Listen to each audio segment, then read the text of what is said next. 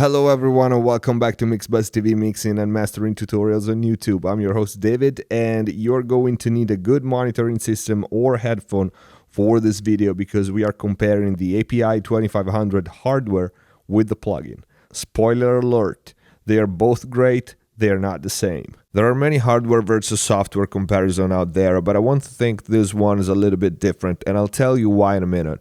Very often, it is hard to describe the difference between a piece of gear and its software counterpart. Sometimes it's obvious and it doesn't need any comment, but some other times it's a combination of details, subtleties, something intangible really.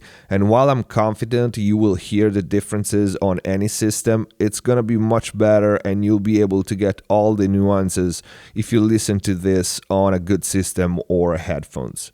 But let me tell you how this comparison happened first. Last week I was working on this mix in which there are two pairs of acoustic guitars that are one of the main elements in this track. So obviously I wanted them to sound good and feature them. They were well played and well recorded, so there wasn't much to do EQ wise, but they could definitely use some compression and some grit. I had pretty much no doubt and opened the 2500 plugin.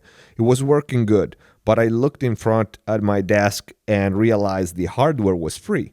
I wasn't using it on anything on this track. So I fired it up and copied the setting I had on the plugin to the hardware. But surprise, surprise, they didn't fit at all. The hardware was grabbing a lot more, it was compressing a lot more. In short, the same settings that I had on the plugin transferred to the hardware didn't fit. I had to change them in order to make the hardware closer to what the plugin was doing. Dynamically, I mean. I'm not talking about the tone, I'm talking about the actual compression behavior. After only 30 seconds of tweaking parameters, I was reminded by this unit why the API 2500 is one of my favorite compressors of all time. With the channels unlinked, helping the left and right performances to stay wide and big, the warm tone and the push this compressor gave the guitars, it was so good. There was no doubt. On this mix, the API was staying on the acoustic guitars. Then I realized that I also had the API 2500 plugin on the 2-bus. So I started debating if I wanted the hardware on the 2-bus instead of the guitars. I tried it and decided I prefer the hardware on the guitars. Plus, the plugin on the 2-bus was actually working great. But after all that comparing, I thought this would make a great example. The 2500 plugin compared to the hardware in a real-life mixing session, and not an out-of-context A/B test. Sounded like a good video for you guys, and basically I had done the work already. I had a lot of hardware going on several tracks on this mix, RNC on vocals, RNLA on snare, Drummer 1978 on drums, 1176 on kick, and some hardware reverbs here and there. So I actually took the time to print stuff so you could hear the difference without any other variable. I printed different versions of the mix without the vocals because this track is not released yet, and also stems of the acoustic guitars where the API is. And all of them with the API 2500 hardware and the 2500 plugin. I filmed the hardware working so you can not only see the settings, but also how much gain reduction I was doing. And for the record, I wasn't hitting the input hot, you can tell by the threshold setting, nor using additional manual gain. Now, like I said, the settings between hardware and software are different, and I know this will, quote, invalidate the test in the eyes of some people, but this ain't a race. The reason why I use different settings is because that was actually the best way to make the hardware sound close to the plugin, which I said first. So either you trust me here or not, I hope you do. The hardware killed on the acoustics, and there was no contest. But it goes without saying that I love both, the hardware and the plugin. So without further ado, let's hear the files and then we'll comment a bit. We're going to listen to a verse, a chorus, and the bridge.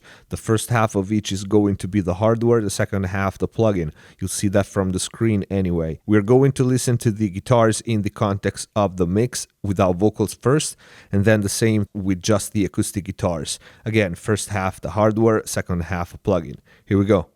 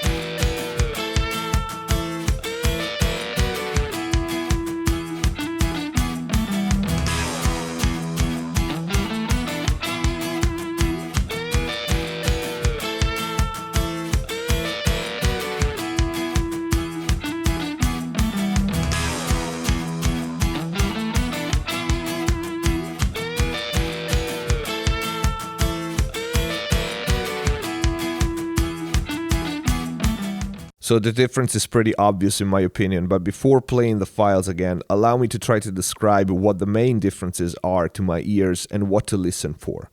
Aside from the obvious difference in envelope, the compression itself, the first one is the stereo field. With the hardware, it stays really wide without losing the mid channel. Actually, it feels like it improves both, making the sides wider and giving the mid-channel more depth. This is more a feeling than a tangible, measurable, I should say, thing. It really is how it makes me feel when I listen to it. The guitars feels more 3D. They feel more real, more organic. Then there are the more obvious differences, the color, the tone of the compressor. The API mids are so recognizable and fit so well in this case, giving more presence to the guitars without getting in the way of other elements in the mix. The high end becomes smoother. That's another very obvious change, but it doesn't collapse when compressed, although not much gain reduction is going on. Overall, the guitars are richer even though the dynamic range is reduced. They keep moving musically, and the lower parts now jump at you a little more. The performance is more intelligible. The bottom end gets really sweet, and again, no artifact, no audible weird phase shift despite the unlinked channels. I'm sure the frequency response also changes statically, just by passing through the unit, and it just sounds good. The gain of this unit is really something unique, it's famous for that. The plugin in comparison sounds a bit flat. The highs don't get that smooth tone with it, and the stereo image is narrower than with the hardware. Not narrower than it was originally, just not enhanced like with the hardware. The tone, call it saturation, call it color, whatever you want, is not there. The plugin doesn't take anything away, but it doesn't add anything exciting, at least not like the hardware. The compression feels better with the hardware. This is really hard to describe. The way the hardware handles transient and the release, that's why I changed the settings. I couldn't make the plugin react exactly like the hardware, nor the other way around. In this case, the hardware was better at handling the dynamic. So this is the best way I can put down in words the differences. There would be more to say, but let's not make this an hour-long video. You can now rewind the video and listen to the audio examples as many times as you want. And that's a wrap. This is it for this video. I hope it was useful. I hope you liked it. If you did, please don't forget to click the like button. If you have any question, leave it in the comment down below. Join us on Facebook and Twitter to stay in touch with us, get all the news about the channel, upcoming videos and series, and access to exclusive content. If our videos are helping you in any way, please share them on blogs, forums, social media. Keep supporting MixBuzz TV. Subscribe if you haven't already, and see you next time.